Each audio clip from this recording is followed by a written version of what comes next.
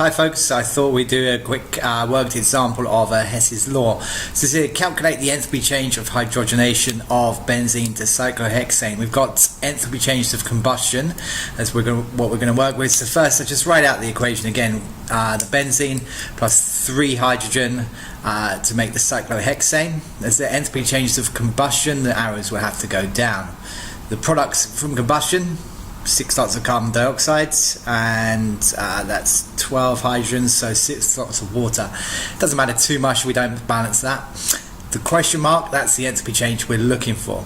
So I'm just going to put the numbers into the cycle. So we've got minus the 3267 for benzene, and then the minus 286 for the hydrogen.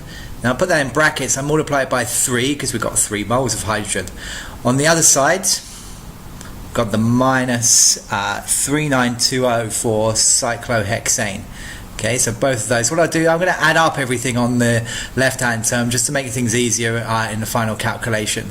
So it's minus 3267, and it's 286 times 3, so 858. Add those together. Give me a second on the calculation. That's going to make minus 4125. So just as I put that in there, just remember we've got enthalpy change to combustion, so the arrows go down. But in the unit, kilojoules per mole as well for our enthalpy change there. So that's everything for the left hand term. So our question mark, we go around the cycle, we're going in the direction of the left arrow and against the direction of the right hand arrow. So it's the minus the total there, minus 4125, minus, because we're going against the arrow, and the minus 3920. There we go. Add that up all together, minus 205 kilojoules per mole.